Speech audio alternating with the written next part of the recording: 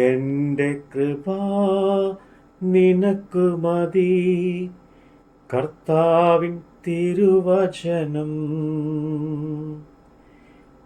എന്റെ കൃപ നിനക്ക് മതി, കർത്താവിൻ തിരുവചനം. അനശ്വരമായ വചനമതേകി അതിശയമായി നടത്തിയിടുന്നു. അനശ്വരമായ വചനമതേകി അതിശയമായി നടത്തിയിടുന്നു. കൃപയാലേ കൃപയാലേ കൃപയാൽ അനുദിനവും, കൃപയാലേ കൃപയാലേ കൃപയാൽ അനുദിനവും. ഉൽപ്പത്തി പുസ്തകം അധ്യായം 13. ഇങ്ങനെ അബ്രഹാമും ഭാര്യയും അവനുള്ളതൊക്കെയും അവനോട് കൂടെ ലോത്തും മിസ്രൈമിൽ നിന്ന് പുറപ്പെട്ടു. തെക്കേ ദേശത്ത് വന്നു. കന്നുകാലി, വെള്ളി, പൊന്ന് ഈ വകയിൽ അബ്രഹാം ബഹുസമ്പന്നൻ ആയിരുന്നു. അവൻ തൻ്റെ യാത്രയിൽ തെക്ക് നിന്ന് ബഥേൻ വരെയും ബഥേലിനും ഹായിക്കും മധ്യേ തനിക്ക് ആദിയിൽ കൂടാരം ഉണ്ടായിരുന്നതും താൻ ആദിയിൽ ഉണ്ടാക്കിയതും യാഗപീഠമായിരുന്നതുമായ സ്ഥലത്തെയും ചെന്ന് അവിടെ അബ്രഹാം യഹോവയുടെ നാമത്തിൽ ആരാധിച്ചു. അബ്രഹാമിനോട് വന്ന ലോത്തിനും ആടുമാടുകളും കൂടാരങ്ങളും ഉണ്ടായിരുന്നു.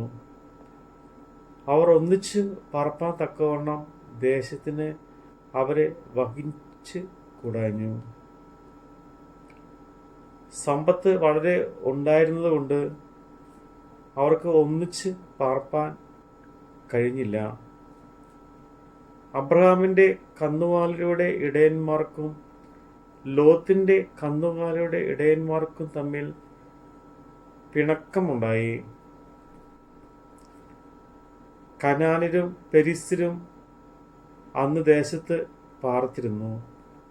അതുകൊണ്ട് അബ്രഹാം ലോത്തിനോട്, എനിക്കും നിനക്കും എൻ്റെ ഇടയന്മാർക്കും നിന്റെ ഇടയന്മാർക്കും തമ്മിൽ പിണക്കം ഉണ്ടാകരുതേ. നാം സഹോദരന്മാരല്ലയോ? ദേശമെല്ലാം നിന്റെ മുമ്പാകെ ഇല്ലയോ? എന്നെ വിട്ട് പിരിഞ്ഞാലും നീ ഇടത്തോട്ടെങ്കിൽ ഞാൻ വലത്തോട്ട് പോയിക്കൊള്ളുക, നീ വലത്തോട്ടെങ്കിൽ ഞാൻ ഇടത്തോട്ട് പോയിക്കൊള്ളുക എന്ന് പറഞ്ഞു. അപ്പോൾ ലോത്ത് നോക്കി യോർദാനരികെയുള്ള ദേശമൊക്കെയും നീരോട്ടമുള്ളത് എന്ന് കണ്ട്, യഹോവ സോദോമിനെയും ഗോമോറയെയും നശിപ്പിച്ചതിന് മുമ്പേ അത് യഹോവയുടെ തോട്ടം പോലെയും സോവാർ വരെ മിസ്രൈമിൻ ദേശമൊക്കെയും ആയിരുന്നു.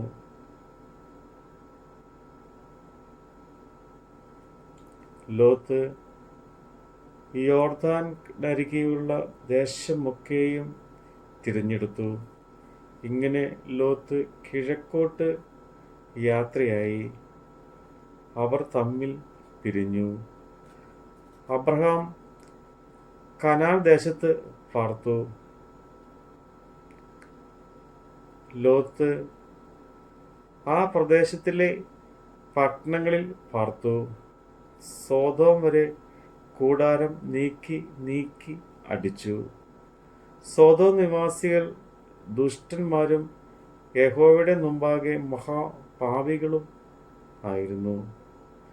ലോത്ത് അബ്രഹാമിനെ വിട്ടുപിരിഞ്ഞ ശേഷം യഹോവ അബ്രഹാമിനോട് അരുളി ചെയ്തത്, തലപൊക്കി നീ ഇരിക്കുന്ന സ്ഥലത്ത് നിന്ന് തെക്കോട്ടും വടക്കോട്ടും കിഴക്കോട്ടും പടിഞ്ഞാറോട്ടും നോക്കുക. നീ കാണുന്ന ഭൂമിയൊക്കെയും ഞാൻ നിനക്ക് നിന്റെ സന്തതിക്കും ശാശ്വതമായി തരും. ഞാൻ നിന്റെ സന്തതിയെ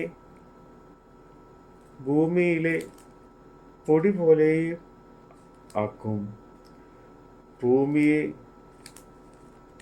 ഭൂമിയിലെ പൊടിയെ എണ്ണുവാൻ കഴിയുമെങ്കിൽ നിന്റെ സന്തതിയെയും എണ്ണാം.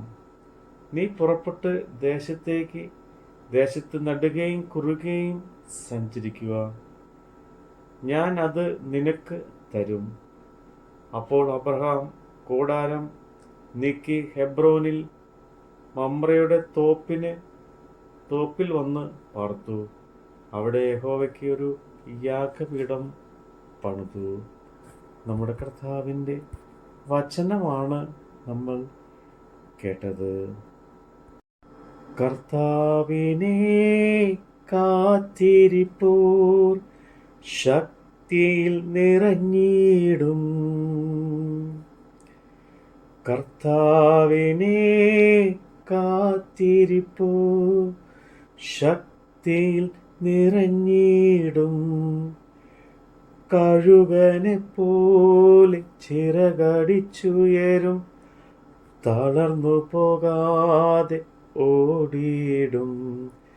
കഴുകനെ പോലെ ചിറകടിച്ചുയരും. തളർന്നു പോകാതെ ഓടിയിടും. കൃപയാലേ കൃപയാലനുദിനവും